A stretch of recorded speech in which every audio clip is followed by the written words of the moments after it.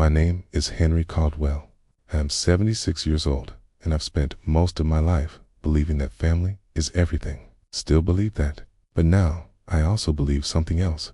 Not everyone who shares your blood deserves your loyalty. I live in a small, one-story house just outside St. Louis. Nothing fancy.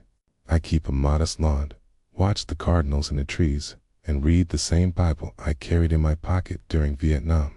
Before we continue, please subscribe to the channel and let us know where you're listening from in the comments. It really helps.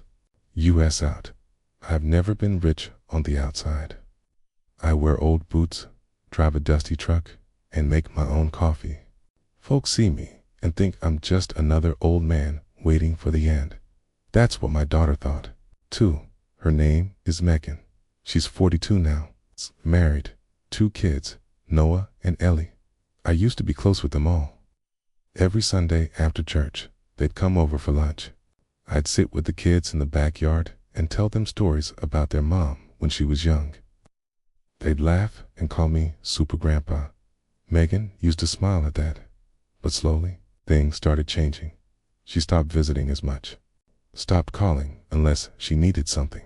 When she did show up, it was often with an edge, talking about how hard things were, how her husband wasn't making enough, how some people just didn't understand how expensive raising kids is nowadays.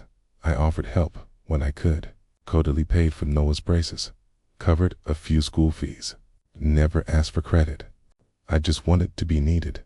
Then, last month, I went to Noah's 10th birthday party. It's the first time I'd seen the whole family in a while.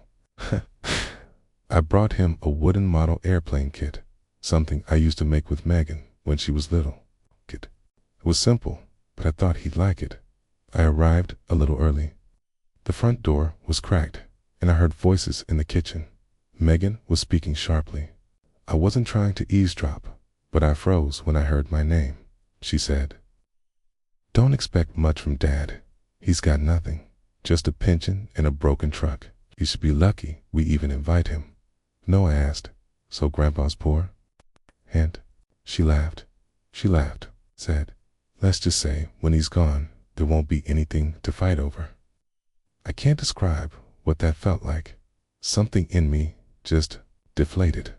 I turned and walked back to my truck, sat there for a full 10 minutes, gripping the steering wheel, that little model plane still in my lap.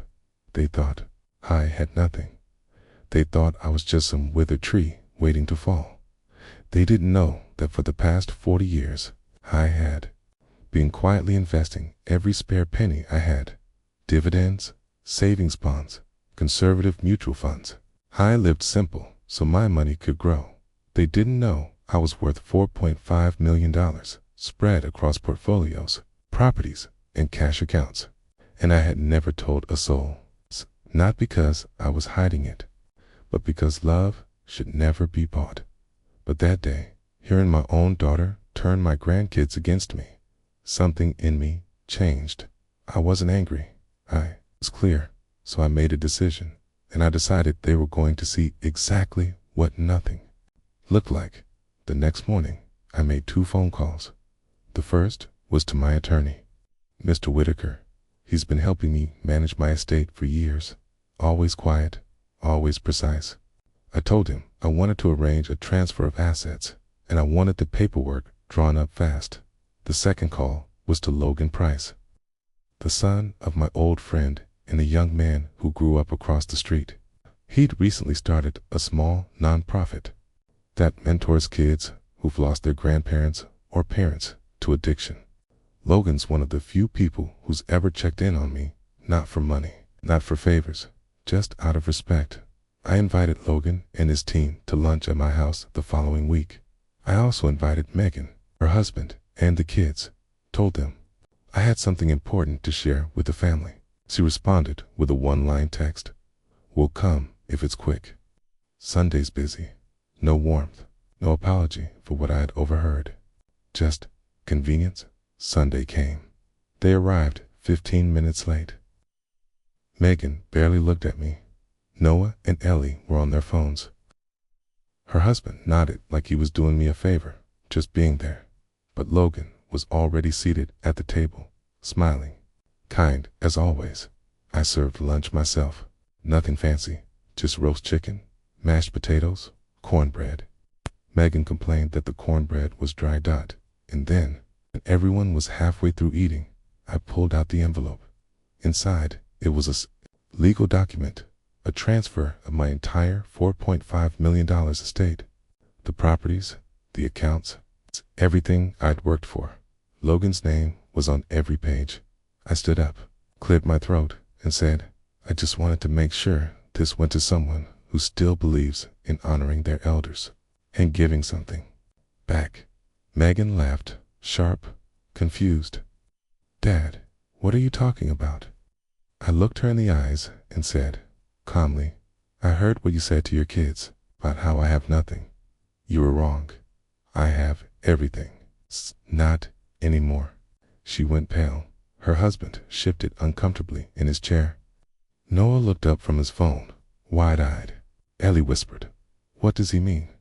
I turned to the kids. Means your grandpa isn't poor. But I won't be leaving anything to people who treat love like a transaction, or who laugh at the man who used to carry them on his shoulders. There was silence. Then Megan said, half angry, half panicked, so you're giving all of it to him? I nodded. Okay. Logan helps kids who don't have grandparents. Knows their value, she said, but we're your family. And I said something I never thought I'd say. Family isn't who shares your blood, it's who shares your respect. Logan didn't say a word. Key didn't gloat. Key just looked down, humbled. That's why he deserved it. When Megan left, she didn't say goodbye. She just walked out, dragging the kids behind her. Noah looked back once, his face unsure. Later that night, Logan stayed to help me clean up. He put the dishes away, thanked me again, and before leaving, he said, Mr. Caldwell, I'll make you proud of this choice. And you know what? I believe you will.